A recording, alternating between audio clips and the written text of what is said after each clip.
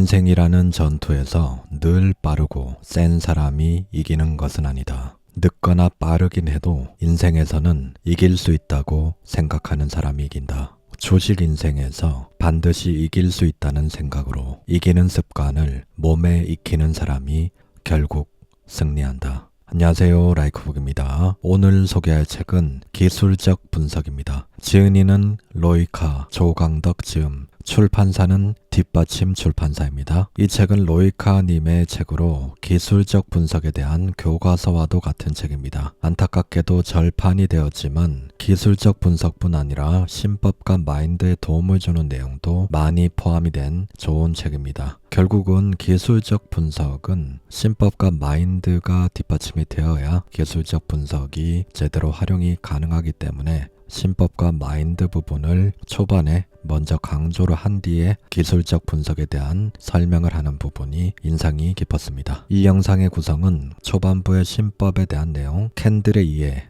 패턴 분석, 추세, 지지와 저항, 거래량, 엘리어트 파동 이론, 보조 지표의 활용, 투자자에 대한 조언 등으로 구성되어 있습니다. 영상의 모든 내용을 다룰 수 없기 때문에 구성별 핵심적인 내용을 제가 따로 뽑은 예시, 책 예시와 함께 최대한 쉽게 설명해 드리도록 하겠습니다. 그냥 틀어놓으시고 편안하게 들으시면 됩니다. 이 영상이 여러분에게 많은 도움이 되길 바랍니다.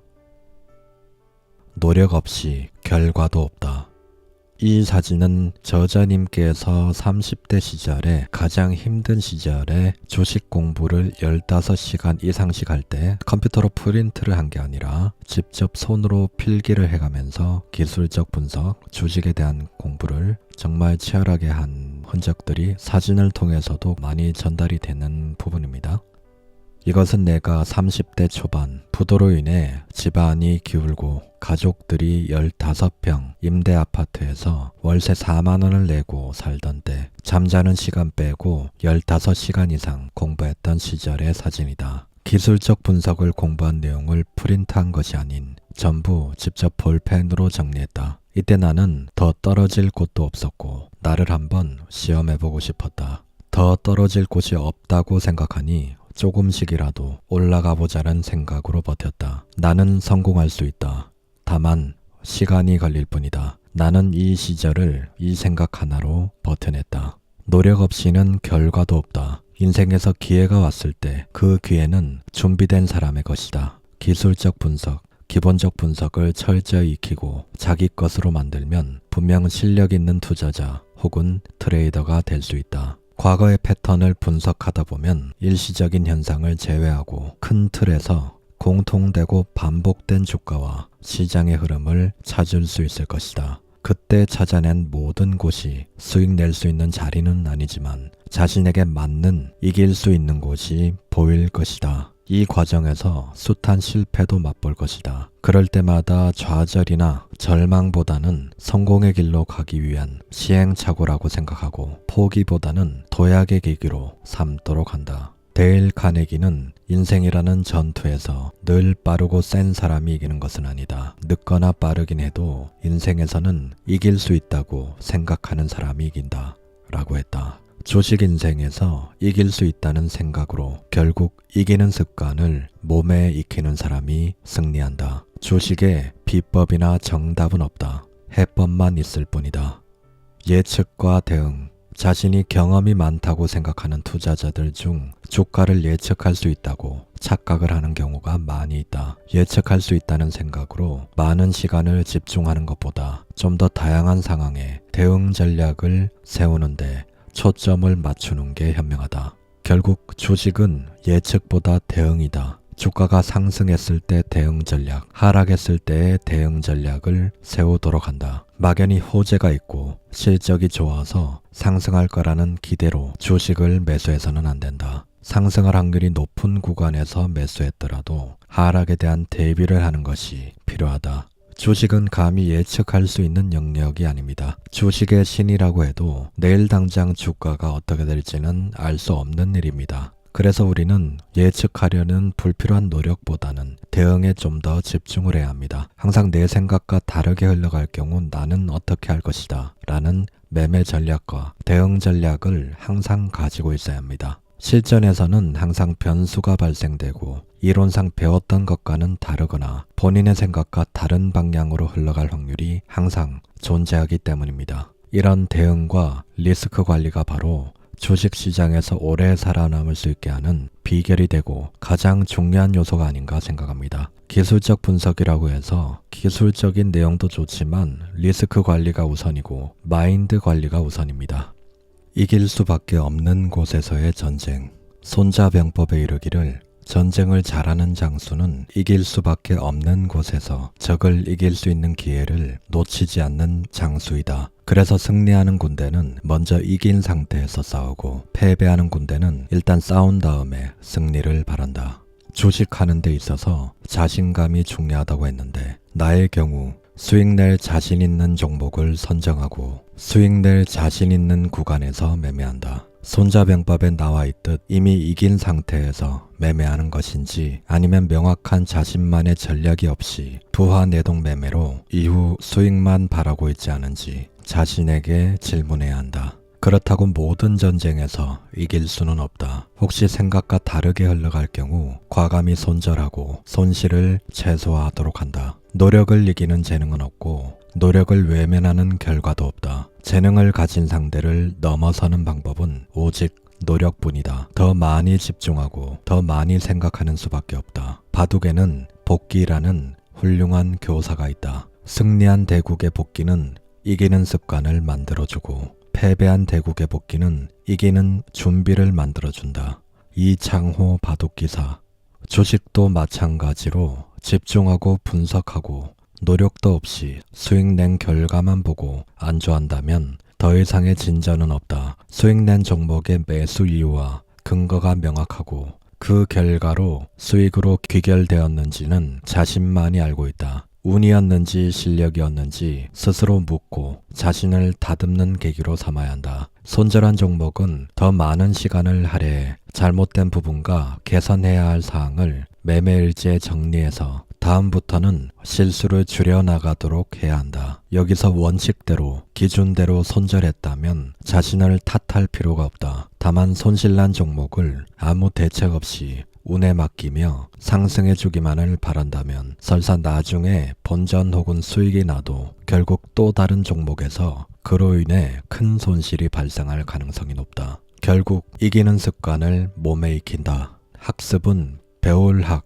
익힐 습이다. 여태까지 배우기만 해서는 자기 것이 되지 않는다. 습의 단계까지 익혀서 자기 걸로 소화하고 나서 버려야 한다. 버리다 보면 단순함에 도달하게 되고 자신만의 전략이 생길 것이다. 기술적 분석은 철저히 익히되 익히고 나서 다 잊어버려야 한다. 기술적 분석은 익히기 위한 것이 아닌 버리기 위해서 공부하는 것이다. 기술적 분석의 이해. 기술적 분석을 공부한다고 해서 바로 수익을 낼 수는 없다. 처음부터 배우면 다 수익 낼 수 있다는 생각으로 접근하면 별다른 소득이 없을 것이다. 배워서 익히고 내 것으로 한 다음에 실전에서 나에게 유용한 도구만 추려서 활용하겠다고 접근하면 장기적으로 꾸준히 수익을 낼 수 있는 사람이 될 수 있을 것이다. 실전은 분명히 다르다. 이론 가지고는 어림도 없다. 하지만 이론을 무시하고는 살아남기 어렵다. 결국 기초와 기본이 중요하다. 지금은 이론에 충실하게 학습하고 실전은 철저히 이론 바탕 위에 경험치를 쌓아야 한다. 초보라면 감히 말하건대 앞으로 여기서 설명하는 기술적 분석만 익혀도 충분하다. 자기 것으로 만들고 결국 실전 경험을 통해서 자신만의 기법, 전략을 찾도록 바란다. 지속 패턴. 지속 패턴이 나오면 기존의 추세가 지속되는 경우가 많지만 이러한 형태보다는 추세의 어떠한 구간에서 나오느냐의 여부, 그리고 기존의 추세가 가진 에너지를 느끼는 것이 더 중요하다. 상승 지속형은 상승 추세가 시작되는 지점에서 나타나야 신뢰도가 높고 음봉의 거래량이 적어야 하며 다음 봉을 확인하고 판단하는 것이 좋다. 하락 지속형은 하락 추세가 시작되는 구간에서 나올 때, 그리고 양봉의 거래량이 적어야 패턴의 신뢰도가 높다. 여기에서 적산병 뭐 이런 것 다 필요 없고요. 초반에 이렇게 횡보하던 주식에서 바닥에서 거래량이 터졌죠. 스마트머니가 들어왔습니다. 그랬다가 이렇게 다시 횡보를 하다가 양봉이 연속적으로 뜨면서 거래량이 빵빵빵 발생했죠. 그리고 다시 거래량은 조정받을 때는 줄어들었다가 다시 상승 지속을 할 때는 다시 거래량이 늘어나는 모습입니다. 그래서 이런 뭐 패턴, 지속형 패턴을 뭐 암기해서 뭐 이렇게 외우기보다는 큰 추세 흐름과 에너지를 먼저 읽는 게 중요합니다. 그리고 위치가 어딘가? 이때는 저점 대비 그리 높지 않은 구간에서 연속된 양봉이 나오면서 추세가 강하게 위로 상승할 것이라는 암시를 주는 패턴이죠. 거래량이 크게 터지면서 근거가 더 높아지는 거죠. 한껏 올라간 고점 부근에서 양봉이 3개 떴을 때 들어가면은 바로 요단강 건널 수 있습니다. 그래서 위치가 어딘가도 중요하고요. 이게 만약에 음봉이 연속해서 이렇게 3개 뜨는 것은 하락 전환으로 가는, 하락으로 가는 패턴이죠. 그런데 이를 저점 대비 많이 높지 않은 구간에서 이렇게 흑산병 같은 게 뜬다고 해도 전혀 겁낼 필요가 없는 거죠. 저점 대비 많이 올라간 구간에서 연속된 음봉이 계속 뜬다면 이때는 하락의 근거가 충분한 거죠. 그리고 거래량이 이렇게 동반된다면 더 큰 근거가 되는 거죠. 상승 전환 패턴, 대부분 음봉 이후 양봉이 음봉을 장악하는 형태다. 상승으로 전환하기 위해서는 거래량이 늘어나는 양봉이 음봉을 장악하는 형태가 나온다 정도로만 이해해도 충분하다.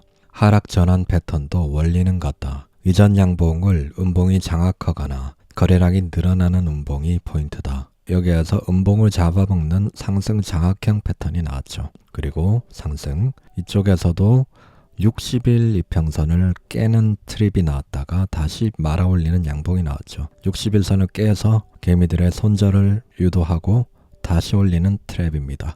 그리고 이쪽에서도 한 번 더 깼다가 다시 말아올리는 이중 트랩을 썼죠. 트랩이 2번 나오고 상승했습니다. 쌍바닥을 다지고 올라간 거죠. 결국에는 캔들 패턴에 여러 가지가 있는데 많이 알면 좋지만은 가장 중요한 것은 상승 장악형, 하락 장악형 패턴이 실전에서 가장 중요한 패턴이라고 할 수 있습니다. 이름 철길형, 하락 직계형, 유성형 이렇게 머리 아프게 외울 필요는 없습니다. 그래 형태가 나왔을 때 어떻게 되더라, 어떤 확률이 높더라, 그 정도만 알고 계시면 됩니다. 상승 장악형 패턴 이렇게 나오면 상승으로 전환된다는 신호로 해석하고 넘어가면 되고요. 그리고 이쪽에서는 결국에는 이 저항 구간을 넘어섰죠. 그리고 저항에서 지지가 되는 이런 모양새가 나왔는데 이것도 응용을 해서 이 양봉을 합쳐서 그 하나의 상승 장악형 패턴이 나왔다고 생각해도 좋습니다. 이렇게 상승 장악형 양봉이 나오고 지지하는 흐름 후에 다시 상승이 됐죠. 그리고 이 경우도 마찬가지로 이거 돌파하면서 매물을 먹었기 때문에 이런 저항대 구간을 다 매물 소화하고 이렇게 지지하는 흐름 그리고 상승으로 넘어갔죠. 그러면 여기에서 더 추가 상승이 나올 가능성이 올라가는 거죠. 만약에 여기에서 상승 가능성이 높은 것에 베팅을 했는데 반대로 내려간다면 손절을 해야 되는 거죠. 100%는 없기 때문입니다. 뭐든 이렇게 상승 장악형 패턴이 나오면 위로 올라갈 수도 있지만 저항을 맞고 다시 하락 장악형 반대로 나올 수도 있어요. 확률이 높다 뿐이지 이게 어디로 갈지는 아무도 모르는 거죠. 이런 상승 가능성에 베팅을 하지만 하락했을 때는 손절로 대응한다는 생각을 항상 가지고 있어야 됩니다. 이거는 이제 반대로 하락 장악형인데요. 하락 장악형도 이 고점 부근에서 저점 대비 많이 올라간 고점 부근에서 더 이상 올라가지 못하고 미적거리고 있죠. 충분히 올라갈 수 있음에도 불구하고 이렇게 윗꼬리를 달거나 이렇게 양봉을 잡아먹는 음봉들이 나오면서 하락 장악형 패턴이 되는 거죠. 이것도 앞에서 설명했다시피 이 두 개를 합치면 하락 장악형 음봉이 되는 거죠. 이 양봉을 다 잡아먹는 게 되니까요. 이것도 이 패턴이 나오고 다음 봉에서 하락 장악형 음봉이 나왔습니다. 이게 상승 장악형, 하락 장악형 이름을 외울 게 아니라 이 양봉을 잡아먹는 음봉이 나오면 좋은 흐름은 아닌 거죠. 객관적으로. 그리고 이 구간에서 다시 윗꼬리가 발생되면서 중요한 거는 여기에서 21선을 데드크로스 하면서 추세가 완전히 깨졌습니다. 그래서 기술적 반등 후에 다시 하락으로 전환이 된 케이스입니다. 상승 장악형일 때는 추세가 위로 올라갈 확률이 높고 하락 장악형이 나왔을 때는 추세가 하락으로 내려갈 확률이 높다. 이 정도를 기억하시면 됩니다. 거래량의 이해, 주식시장은 전쟁터와 같아서 반칙하는 사람들도 있고 무수한 속임수가 난무하는 곳이다. 매집했다 생각했는데 급락하고 결국 급락 이전으로 돌아오지 못하는 경우도 있다. 거래량을 동반한 장대음봉으로 매집한 주식을 매도하는 줄 알았는데 다음날 급등이나 상한가에 가는 경우도 많다. 거래량은 주가를 예측하고 현재의 매매에 대한 판단을 돕는 도구이지만 섣불리 거래량만으로 판단해서는 곤란하다. 바닥권에서의 거래량 증가, 주가가 바닥권에서 상승하기 시작하면 대체로 거래량은 증가하게 된다.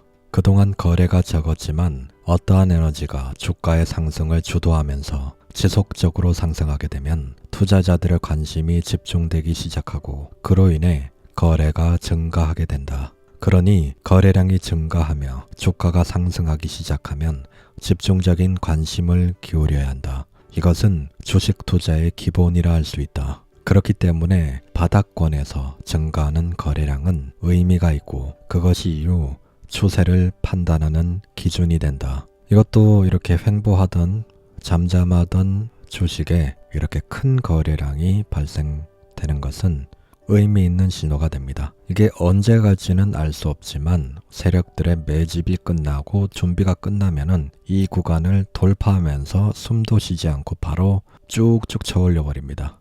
그래서 이렇게 매집을 많이 한 주식 아니면 재료가 특별히 좋은 주식들은 이렇게 개미들에게 이렇게 제대로 된 조정을 주지 않고 바로바로 급상승을 해버립니다. 세력들의 유일한 목적은 자기들이 싸게 사서 매집한 주식을 최대한 비싸게 개미들에게 팔아넘기는 게 목적이 있습니다. 그렇기 때문에 개미들에게 이렇게 매수의 기회를 주지 않고 막 끝도 없이 올려버립니다. 그래서 개미들이 이런 순간에는 들어가지도 못해요. 이런 구간에서 결국엔 참지 못하고 매수를 하는 경우가 많은데 이럴 거면 안 들어가는 게 답인데 항상 참다가 이런 구간에 항상 들어가고 싶죠. 인간의 심리입니다. 이게 끝도 없이 올라가니까 계속 올라갈 것 같은 그런 탐욕에 사로잡히게 해서 결국 이 아래 구간에서 매집한 물량을 개미들에게 이쪽 구간에서 팔아넘기는 게 세력들의 목적이기 때문에 정말 이렇게 준비가 된 주식은 상승하면 추세를 타고 강하게 올라갑니다.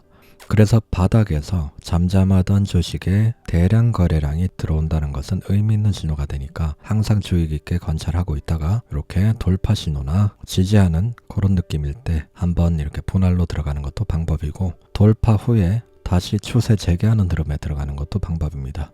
본격적인 상승 구간에서의 거래량이 증가하며 주가가 상승하면 단기적으로 수익을 실현하는 투자자들도 있지만 숨을 죽이고 추세를 지켜보는 이들이 생기고 짧은 조정을 이용해 매수하려는 신규 투자자들도 생기게 된다. 이후 수익을 실현하려는 단기 투자자와 조정을 이용해 신규 매수하려는 투자자들로 인해 힘의 균형이 생기는 구간도 생긴다. 이때 거래량이 자연스럽게 줄어든다. 주가가 상승하기 시작하면 거래량이 증가하면서 지속적인 상승을 하며 거래량이 줄어들면서 단기적인 등락을 거듭하다 다시 상승 전환하는 것을 볼 수 있다. 이게 주가가 상승할 때는 거래량이 증가하고 조정 구간에서는 거래량이 말라붙는 게 정석이죠. 상승할 때는 거래량이 붙어주는 게 좋고 조정 구간에서는 거래량이 줄어드는 게 당연히 좋겠죠. 이렇게 거래량이 말라붙는다는 것은 파는 사람이 이제 많이 없다는 거죠. 그러니까 상승 후에 이렇게 거래량이 말라붙을 때가 눌림목의 매수 포인트가 될 수 있는 거죠. 그랬다가 다시 거래량이 늘어나는 순간이 바로 매수 타점이 될 수도 있고 거래량이 완전히 말라붙었을 때 엘리어트 파동에서 1, 2, 3으로 갈 때 2파에서 3파로 돌릴 때 들어가는 것도 방법이 되는 거죠. 상승 후에 아직 세력들이 볼 일이 남아있는 경우에는 거래량이 이렇게 말라붙어요. 그랬다가 다시 올라가죠. 볼 일이 남아있으면 이렇게 친절한데 볼 일이 없으면은 그냥 무지막지하게 막 그냥 거래량을 터트리면서 내려오기 때문에 거래량이 얼마 이렇게 발생이 안 되면서 이렇게 슬슬 올린다? 그럼 아직 볼 일이 남아있다고 생각하는 게 맞습니다. 볼 일 남아있으니까 한번 타볼까? 이런 생각을 해도 되는 구간인 거죠. 이게 거래량과 이런 추세를 보면서 세력들의 의도와 심리를 파악해서 그런 매수 타점을 잡는 게 기술적 분석의 포인트죠. 그러기 위해서 기술적 분석을 하는 거니까요.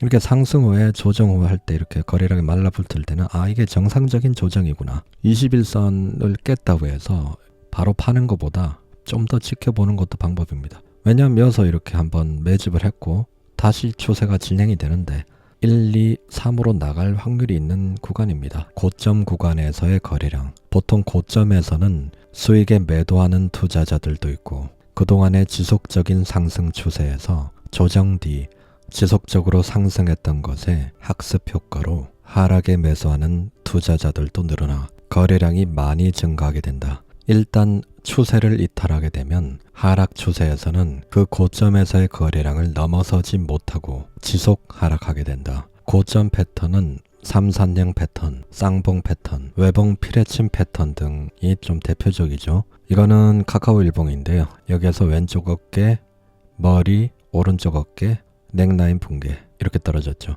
여기에서 이제 헤드앤숄더 패턴인데요. 이게 오른쪽 어깨가 이 밑에서 완전 밑으로 내려와서 이렇게 저항받고 떨어지는 패턴도 있고 어깨가 위에 올라와 있는 패턴도 있습니다. 이게 실전에서 분간이 안 갈 때가 있어요. 이렇게 깔끔하게 삼산형 이렇게 나오는 경우가 아니라 비스듬하게 아니면 뭐 어깨가 내려가서 이렇게 나오는 경우도 있기 때문에 봉우리 3개로 떨어진다는 거 기억하시고요. 이 고점이 봉우리가 비슷한 높이에서 이렇게 예쁘게 떨어지는 게 삼산형이죠. 이것도 일종의 삼산형 형태인 거죠. 헤드앤숄더도. 코리아 서키트 같은 경우에는 크게 보면 쌍봉으로 떨어지는 건데 이쪽 봉우리는 보면 상당히 더럽게 떨어졌죠. 전형적인 분산의 형태인데 윗꼬리를 정말 심하게 달았습니다. 윗꼬리를 계속 달면서 떨어졌죠. 더 크게 보면 쌍봉으로 떨어졌고 이쪽에서 봤을 때 삼산형의 고점 형태인 거죠. 이건 고려아연 일봉인데요. 보통 쌍봉은 쌍봉에서 비슷한 높이에서 이렇게 꺾이는 게 쌍봉이라고 하는데 이것도 뭐 어떻게 보면 쌍봉이라고도 할 수는 있는데 이거는 외봉 피레침에 가깝습니다. 이미 여기를 돌파했고 이 위에서 꺾였기 때문에 쌍봉이 아니라 외봉 피레침으로 바로 이렇게 반등 없이 쭉 내려가는 경우도 은근히 있습니다. 이런 경우는 뭐 재료의 소멸이라든지 이렇게 추세가 각도가 급격하게 올라간 경우는 이렇게 외봉으로 꺾이는 경우도 많습니다. 그래서 이런 구간에 분명히 쌍봉이나 삼산형으로 떨어진다고 했으니까 이런 구간에서 받아야지 뭐 그런 생각 예측을 하기보다는 대응을 해야 되는 거죠. 만약 이런 구간에서 받았다가 다시 꺾이게 된다면 손절로 대응을 해야 되겠죠. 그러니까 외봉으로 떨어질 수도 있고 쌍봉으로 떨어질 수 있고 삼산형으로 떨어질 수 있고 이렇게 원형으로 떨어질 수도 있어요. 저번에 JYP 패턴 이렇게 원형으로 이렇게 하면서 서서히 기대감을 주면서 꺾이는 그런 원형 패턴도 있습니다. 대표적으로 이렇게 헤드앤숄더, 쌍봉, 삼산형 그리고 외봉으로 떨어지는 거 대표적인 게 있죠. 그리고 한 번씩 이렇게 떨어질 때 거래량이 생각보다 많이 안 붙었다고 해서 주가가 뭐 밑으로 더 안 빠지리라는 법은 없습니다. 그래서 이런 그 고점에서 피라침이 이렇게 발생되면 거래량이 좀 적게 터지더라도 이게 안 좋은 신호입니다. 이런 건 무조건. 저도 초보 시절에 너무 거래량에 집중을 해가지고 이 들어온 거 대비 많이 안 빠졌네. 그러면 여기서 잡아야지 이렇게 생각한 적이 있었어요. 근데 이제 뭐 거래량도 물론 중요하지만 이런 고점에서 피레침이 뜬다면 일단은 안 좋은 신호가 추세가 급격하게 꺾인다는 신호니까 일단은 팔면서 나중에 그 이후의 흐름을 보면서 대응을 해야 되는 거죠. 추세의 이해.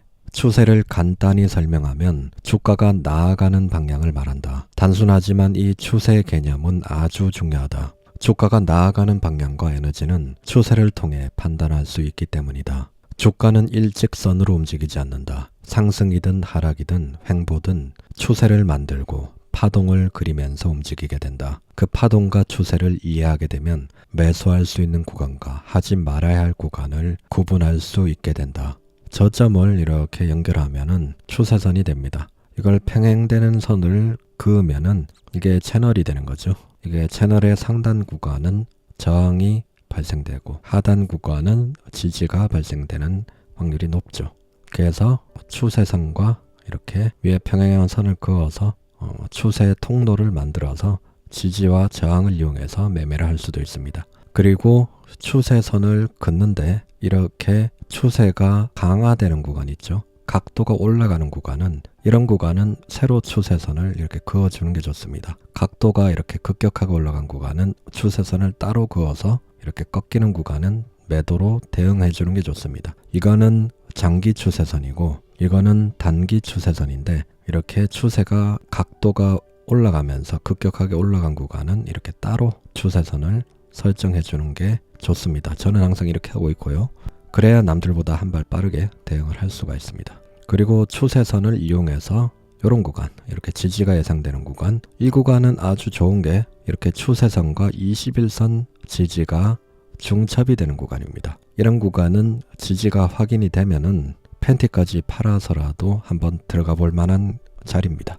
물론 여기에서 지지를 못하고 떨어지면은 바로 팔고 나와야 되는 거죠. 이런 구간에 제가 팬티까지 팔아도 된다고 해서 들어갔는데 끝도 없이 떨어지는데 이것을 제 탓으로 돌리면 안 되고요. 항상 팬티까지 팔아도 될 만큼 매력적인 구간인 거는 확실하지만 질질 내려갈 수도 있다는 것을 생각을 해야 됩니다. 그래서 일정 부분 질질 내려간다면 손절로 끊어내고 다시 올라갈 때 타는 것도 방법이죠. 그러니까 이런 구간은 급격하게 이렇게 추세가 강화되는 구간입니다. 이런 구간은 지지되면 바로 그냥 본색을 드러내죠. 추세에 대해서는 대략 이 정도만 해도 실전에서 차고 넘칠 겁니다. 이렇게 채널 만들어서 지지 저항하는 거, 그리고 추세선, 그 다음에 단기 추세선, 그리고 대응하는 거, 그리고 지지 이렇게 중첩이 되는 거, 이런 자리들 잘 기억하셨다가 이런 건 충분히 추세 이런 거 꺼가지고 충분히 활용할 수 있습니다. 지지와 저항의 이해.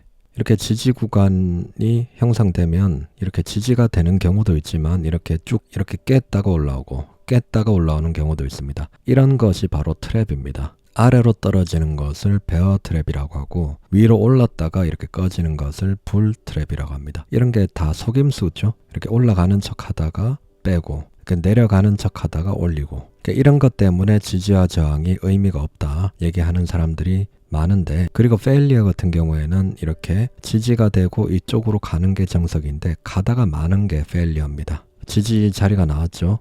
그래서 이런 자리가 나오면 사람들이 눈 빨갛게 해서 이렇게 매수를 하려고 대기하는 사람들도 있을 겁니다. 그렇지만 세력들은 이런 사람들에게 매수 기회를 주지 않고 바로 이렇게 위로 숨도 쉬지 않고 들어 올려 버립니다. 이런 게 일종의 페일리어입니다. 그리고 반대로 이거는 이제 불 트랩이 발생됐는데 반대로 이렇게 전고점이 있는데 전고점을 채 도달하지 못하고 이렇게 꺾이는 경우도 발생됩니다. 그런 게 바로 페일리어입니다.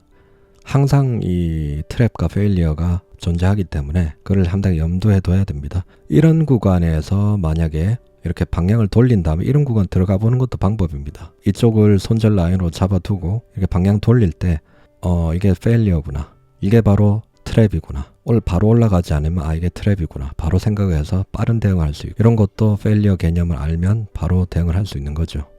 이거는 책에 있는 확산량입니다. 이게 트랩이 난무하는데 이게 당하면은 상당히 기분이 더럽습니다. 주가가 올라갔다가 이렇게 지지하지 않고 지지 구간을 일부러 깨는 트랩이 발생했다가 다시 위로 전고점 돌파하는 흐름을 보입니다. 그랬다가 하락으로 쭉 빼버리는데 트랩이 두 개나 발생되는 그런 패턴입니다. 저점을 일부러 깼다가 고점을 일부러 돌파하는 척해서 쭉 빼는 패턴. 이런 패턴도 은근히 실전에서 자주 나옵니다. 은근히 자주 나옵니다. 그래서 이런 구간을 봤다가 이렇게 쭉 힘없이 뺀다면 대매도로 대응을 해야 되는 거죠. 트랩이구나 이게 생각을 해야 되는 겁니다. 엘리어트 파동의 이해. 저자님도 책에 적어두셨지만 엘리어트 파동 이론은 오래된 이론이고 이것을 개별 종목에 대입을 해서 무리하게 파동 카운팅을 해서 주가에 대한 예측을 하는 것은 어떻게 보면 무의미합니다. 그렇지만 엘리어트 파동 이론은 파동에 대한 이해를 하는데 이보다 더 좋은 이론은 없기 때문에 처음 접할 때는 다소 어려울 수 있지만 인내심을 가지고 세부적인 것보다는 좀 큰 흐름에서 전체적인 파동에 대한 이해를 하는데 신경을 쓰면 더 좋겠습니다. 엘리어트 파동 이론에 대한 설명을 들어가도록 하겠습니다. 엘리어트 파동 이론의 기본 형태는 상승의 5개 파동, 하락의 3개 파동으로 구성되어 있다. 상승 5파동은 상승 파동인 1, 3, 5파동과 조정 파동인 2, 4파동으로 구성되어 있고 하락 3파동은 하락 파동인 A, C와 반등 파동인 B 파동으로 구성되어 있다. 그리고 상승 파동에서는 상승 방향인 1, 3, 5파동, 하락 파동에서는 하락 방향인 A와 C 파동을 충격파라고 하고 주 추세와 반대 방향인 2, 4, B 파동을 조정파라고 한다. 엘리어트 파동의 기본 형태는 1, 2, 3, 4, 5, A, B, C로 형성이 됩니다. 이게 상승 파동이죠. 상승 5파동이고 하락 ABC 파동입니다. 상승 5파와 하락 3파로 되어 있죠. 엘리어트 파동의 원칙 1. 이 파동의 저점은 1파동의 저점을 이탈하면 안 된다. 당연한 이치이다. 상승 추세는 저점을 높여가는 것이다. 2. 3파동은 가장 긴 파동이거나 최소한 가장 짧을 수는 없다. 3. 4파동의 저점은 1파동의 고점을 침범하지 않는다. 엘리어트는 이렇게 얘기했지만 현대 증시에서는 1파동을 침범하는 경우도 많이 발생하기 때문에 이 부분은 크게 신경 쓰지 않는 것이 좋다고 얘기를 합니다. 4. 파동 교대의 법칙. 이 파동이 조정 플랫 파동이었다면 4파동은 지그재그 파동이 나올 가능성이 크고 이 파동이 지그재그 조정이었다면 4파동은 횡보 조정이 나올 가능성이 크다. 5. 3개의 상승 충격 파동 1, 3, 5 중 하나는 연장이 되는 경우가 많고 나머지 2파동은 길이가 비슷해지는 경향이 많다. 그리고 조정 파동인 2, 4, B 파동은 연장이 될 수 없다. 파동을 하나씩 살펴보겠습니다. 1파동, 하락하던 주가가 반등을 시도하는 파동이다. 이 파동의 저가가 1파동의 저가를 이탈하면 안 되기 때문에 저가의 이탈 여부로 판단을 한다. 이탈한다 하면 1파동이 아니고 하락 구간의 일시적인 반등 파동이 되는 것이고 이탈하지 않는다면 1파동이 되는 것이다. 이게 책에 있는 예시입니다. 3, 4, 5로 떨어지는 하락 파동의 끝자락에서 이렇게 다시 상승이 나오고 2파가 이렇게 1파의 저점을 훼손하지 않는다면 1파, 2파, 3파가 되는 거죠. 이쪽에 저점을 훼손하고 깬다면 이 하락 파동의 연장이 되는 거고 하락 파동이 아직 끝나지 않았다고 해석을 해야 되는 거고 이렇게 1파의 저점을 훼손하지 않는다면 이렇게 새로운 파동으로 1파, 2파로 생각할 수 있는 거죠. 2파동, 이 파동은 상승 후 조정 압박을 받게 된다. 조정의 형태는 지그재그형과 플랫형 조정이 있다. 이게 지그재그형입니다. 이렇게 번개 모양이죠. A, B, C로 떨어집니다. 1, 2, 3, 4, 5, A, B, C, 1, 2, 3, 4, 5 이렇게 세부 파동인데 세부 파동 이렇게 기억할 필요 없고 크게 기억하시는 게 더 도움이 되실 겁니다. 플랫형, 이게 횡보 파동입니다. 이렇게 3, 3, 5로 되어 있죠. 플랫형은 ABC, ABC, 1, 2, 3, 4, 5 이렇게 되어 있는데 조정에는 이렇게 번개, 지그재그형과 플랫형이 있습니다. 3파동, 대체적으로 충격 파동 중 가장 강력한 상승이 나온다. 보통 1파동의 1.618배, 최대 2.618배의 상승이 나오며 갭도 자주 나타나게 된다. 그리고 1, 3, 5 파동 중 가장 짧을 수는 없다. 이때 거래량이 가장 많이 증가하며 투자자들의 대부분이 상승 추세라는 것을 인식하게 되는 시기이다. 이 3파동에서 매수에 진입하는 시점은 투자자들의 성향에 따라 다르겠지만 흔히 말하는 돌파 매매도 이 구간에서 해야 성공 확률이 높고 눌림목 매매도 이러한 구간에서 진입을 해야 성공 확률이 높다. 정말 중요한 얘기입니다. 쉽게 얘기하면 첫 조정 구간에서 해야 눌림목도 좋고 돌파도 첫 조정 후 상승 재개 흐름에 돌파가 나올 확률이 높습니다. 그 이후 파동에서는 속임수 패턴이 나올 확률이 높아지고 조정이 아니라 하락으로 나갈 확률이 커질 수 있습니다. 책에 있는 예시인데요. 이게 1파, 2파 조정, 3파 이렇게 1파 상승, 조정, 다시 상승의 돌파 흐름을 보일 때 이때 돌파 매수를 하면 확률이 상당히 높습니다. 상대적으로 높죠. 1, 2, 3 해가지고 속임수 패턴으로 쭉 꺼질 수도 있지만 이렇게 3파동에서 돌파 매수를 하면 확률이 없습니다. 이게 바로 첫 번째 조정이죠. 첫 번째 조정에서 돌파 매수를 하면 3파를 먹는 거고 이렇게 1파, 2파 조정일 때 눌림목 매매를 들어가면 이것 또한 확률이 높습니다. 이 눌림목 매매는 바로 3파를 먹는 거기 때문이죠. 이게 바로 그렇게 쉽게 얘기하면 첫 번째 조정이 되는 거죠. 이게 두 번째, 세 번째 조정으로 가면 확률이 점점 떨어지게 됩니다. 돌파든 눌림목이든 그 높은 구간에 올라가면 확률이 상대적으로 계속 떨어지게 되는 거죠. 상당히 중요한 개념입니다. 4파동, 엘리어트는 4파동의 형태와 조정의 깊이를 미리 알 수 있다고 했는데 같은 규모의 2파동과 교대하기 때문이라고 했다. 2파동이 플랫 파동이면 4파동은 지그재그일 확률이 크고 2파동이 지그재그이면 4파동은 플랫 조정일 확률이 크다. 즉 파동 교대의 법칙이다. 2파동이 이렇게 지그재그형이면 4파동은 플랫형이 나올 확률이 높다는 거고 이게 파동 교대의 법칙인 거죠. 2파동이 이렇게 플랫형이면 4파동은 지그재그 조정이 나올 확률이 높은 거죠. 파동 교대의 법칙입니다. 5파동은 일반적으로 3파동의 고점 부근이나 그것을 조금 넘어서서 끝나는 경우가 많지만 연장이 나오면서 급격한 상승이 나오기도 하는데 그것을 투자자들은 종종 3파동으로 착각을 하게 된다. 그래서 3파동이냐 5파동이냐 보다는 전체적인 파동의 흐름, 시장 심리의 변화를 이해하는 것이 더 확률이 높다. 이거는 미달 파동인데요. 이렇게 1, 2, 3, 4, 5로 가는 게 아니라 이렇게 3파동의 고점을 넘지 못하고 4, 5에서 꺾이는 게 바로 미달 파동입니다. 그리고 1, 2, 3, 4, 5로 더 하락이 진행되는 게 아니라 3, 4, 5로 일종의 쌍바닥을 그리면서 돌리는 경우가 발생되기도 합니다. 그래서 이 미달 파동이 나오면은 이쪽에서 이렇게 꺾이게 되면은 여기에서는 대응을 해야 되는 거죠. 그리고 이 하락도 1, 2, 3, 4, 5로 더 이상 진행이 되지 않고 이렇게 다시 돌리는 흐름이 나온다면 미달 파동으로 생각을 할 수 있는 부분이죠. 그리고 이거는 확장인데요. 파동의 확장인데 1파에서 확장될 수 있고 3파에서 확장될 수 있고 5파에서 확장될 수 있습니다. 그래서 이 카운팅을 할 때 1, 2, 3, 4, 5, 2, 3, 4, 5 이렇게 가는 거고 이게 1파 확장입니다. 그리고 3파 확장은 중간 거죠. 3파가 1, 2, 1, 2, 3, 4, 5, 4, 5 이렇게 가는 거죠. 그리고 5파는 1, 2, 3, 4, 1, 2, 3, 4, 5 이렇게 가는 거게 5파 확장입니다. 마지막 부분이 연장이 되는 거고 이거는 중간 부분이 연장이 되는 거고 1파 확장은 첫 번째 파동이 연장이 되는 겁니다. A 파동, 하락이죠.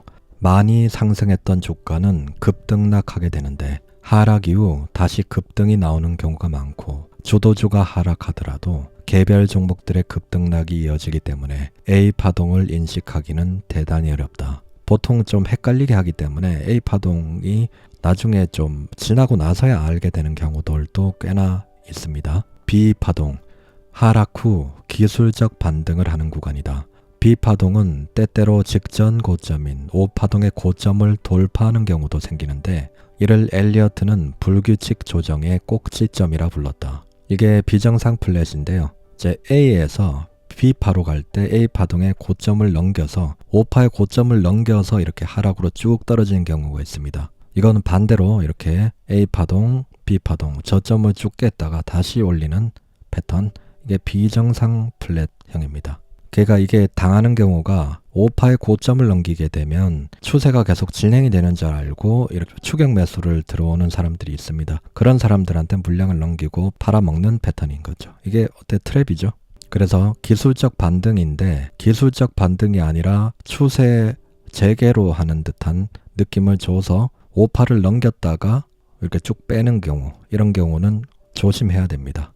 이때는 빠질 때 더 크게 빠집니다. C파동, 엘리어트는 가장 파괴적인 영향력을 유지하며 충격 파동인 3파동의 특성을 유지한다고 했다. 갭도 많이 나타나고 연장 파동이 자주 나타나게 된다. 뚜렷한 반등의 기미도 없으니 손절리에는 방법이 없다. C파동은 대놓고 하락을 하는 파동이죠. 가장 파괴적인 하락 파동이고 이때 연장 파동이 계속 나타나면서 끝도 없이 내려갈 수도 있습니다. 그래서 한번 추세가 꺾이면은 손절 말고는 방법이 없습니다. 계좌가 그냥 녹기도 하는 패턴이 바로 C파동입니다. 대각삼각형, 쐐기형이죠. 직전 3파동이 강력하게 나오는 경우 5파동이 다소 복잡한 형태로 나오는 경우가 있다. 저점과 저점을 연결한 선과 고점과 고점을 연결한 선이 수렴하는 형태를 띠는 것을 말하는데 이러한 경우 고점과 저점이 점진적으로 상승하거나 하락하며 수렴하는 형태가 된다. 이러한 형태가 나오면 반전의 신호로 본다. 패턴 분석에서도 말한 쐐기형 패턴이다. 이건 책에 있는 예시입니다. 1, 2, 3, 4, 5파에서 이 쐐기형이 나오는 거죠. 1, 2, 3, 4, 1, 2, 3, 4, 5 이렇게 상승 방향의 쐐기형이 되면 하락으로 나올 확률이 높고요. 그리고 이렇게 1, 2, 3, 4, 1, 2, 3, 4, 5로 쐐기형이 되면 상승으로 반전될 확률이 높습니다. 이 반대 방향으로 가는 거죠. 쐐기형, 수렴의 반대 방향으로 가는 특성이 있습니다. 이제 하락하는 과정에서 1, 2, 3, 4, 1, 2, 3, 4, 5 세기형을 넣으면 상승 반전할 수도 있다는 신호로 생각해서 매수를 생각해도 되는 구간이고요. 이렇게 고점에서 상승 세기형을 그린다면 이제 하락을 할 수도 있겠다. 저항을 맞고. 그러면 이 저항 구간에서 저항 맞고 떨어질 때 나는 팔아야지 생각을 할 수 있는 거죠. 공부를 하고 있으면요. 러닝 콜렉션, 말 그대로 달리는 조정이다. 자주 나오는 형태는 아니지만 O파동 이후 A파동이 짧게 나타나거나 진행 형태로 나타나고 B파동이 O파동의 고점을 넘었을 때 C파동이 O파동의 고점을 지지한다면 이전 파동의 1.618배 이상 더 크게 상승하는 경우도 발생하는데 이를 러닝 콜렉션이라 한다. 그런데 대체적으로 B파동이 O파동의 고점을 갱신하는 경우 C파동이 연장이 되며 크게 하락하는 경우가 훨씬 많으니 O파동의 고점을 지지하고 상승하는 것을 확인하고 대응해야 한다. 이거는 3, 4, 5로 갔다가 A에서 B파동, 그러니까 O파동의 고점을 B파가 넘기고 C파동에서 O파동의 고점을 지지하고 다시 상승하는 형태가 바로 러닝 콜렉션입니다. 이때는 B파동의 1.618배 더 연장이 돼서 상승 흐름이 나타날 수 있는데 이거는 주의해야 될 게 이렇게 지지되고 돌아나가는 것을 확인하고 그리고 손절 라인도 확실하게 잡아야 되는 거죠. 트랩으로 떨어질 수 있는 가능성들이 열려있기 때문에 이렇게 지지되는 것을 확인하고 추세가 재개되는 것까지 확인하고 들어가는 것도 방법이 됩니다. 지그재그, 플랫, 삼각형. 엘리어트는 두 개의 패턴이 합쳐진 형태를 2중 3파, 세 개의 패턴이 합쳐진 형태를 3중 3파라 불렀다. 지그재그와 플랫 사이에 있는 X파는 접속파다. X파는 지그재그 형태의 3파로 구성되며 두 조정파 혹은 세 조정파는 교대하는 양상을 띈다. 지그재그와 플랫형이 합쳐진 형태고 지그재그 후에 이렇게 X 그리고 다시 A, B, C로 가는 지그재그와 플랫이 합쳐진 2중 3파의 예시입니다. X파는 접속파인 거죠. 접속파는 이렇게 지그재그 3파로 되어 있는데 이걸 연결해주는 파동이라고 보면 됩니다. 그리고 이거는 3중 3파는 지그재그, 접속파, 플랫, 접속파, 삼각형 A, B, C, D, E 이렇게 가는 이렇게 세 개의 형태가 이렇게 중첩이 되어서 나타나는 경우도 있습니다. 상당히 더러운 불규칙 조정인데 이런 경우도 한 번씩 나타나기도 합니다. 이러고 돌아서는 경우도 있습니다. 피보나치 조정 비율. 주가가 상승하기 시작하면 단기 매매자들은 수익 실현 욕구를 느끼게 된다. 이때 얼마간 하락하는 구간이 생기는데 이런 구간을 조정 구간 혹은 되돌림이라고 한다. 피보나치 수열에서 나온 38.2, 50%, 61.8%의 숫자가 자연의 법칙을 따른다고는 하지만 조정 비율이라는 것은 결과론일 뿐이다. 그러나 이런 것도 기준이 될 수 있다는 정도로 알고 넘어가면 좋다. 382, 50, 618 조정이라고 해서 이 근거만 보고 매수를 해서는 안 되고 다른 근거와 중첩이 됐을 때 피보나치 되돌림 자리도 중첩이 된다면 좋은 매수 타점이 되는 거죠. 그래서 한 가지만 보고 매수의 근거로 해서는 절대 안 됩니다. 상당히 위험한 매매가 되는 거죠. 다른 보조지표를 가지고 연구를 할 때도 그 보조지표 한 가지만을 맹신해서 그것만을 매수, 매도의 기준으로 사용하면 안 되고 전반적인 모든 것을 활용하는 것이 바로 기술적 분석에 노련한 사람들이 하는 플레이입니다. 공부는 철저하게, 기본기는 필수. 주식 공부는 철저하게 해야 하며 기본기는 필수다. 절대 기초와 기본을 무시하고 주식 고수가 될 수 없다. 이론의 기초와 기본이 탄탄하게 출발해서 실전으로 영역을 확장하고 나중에 자신의 이론을 바탕으로 한 실전 매매 영역을 구축한 사람과 기본도 갖추지 않은 상태에서 실전 매매로 여기저기 기웃거리면서 이것도 해보고 저것도 해보고 안 되면 바로 포기하는 것을 반복하는 사람과는 시간이 갈수록 능력치가 월등한 차이를 보게 될 것이다. 손실나고 좌절하고 절망하기 전에 지금부터라도 기초와 기본에 충실하도록 해야 한다. 최선을 다했다는 말을 함부로 쓰지 마라. 최선이란 자기의 노력이 스스로를 감동시킬 때 비로소 쓸 수 있는 말이다. 배울 학, 익힐 습이 학습이다. 학으로 배우기만 하지 말고 습의 단계까지 익혀서 자기 걸로 만드는 것이 중요하다. 주식의 비법이나 정답은 없다. 오직 해법만 있을 뿐이다. 결국 이기는 습관을 몸에 익히는 것이 해답이다. 책 내용은 여기까지입니다. 이 영상이 도움이 되셨다면 구독과 좋아요 부탁드립니다. 다음에 더 좋은 영상으로 찾아뵙겠습니다. 라이크북이었습니다. 감사합니다.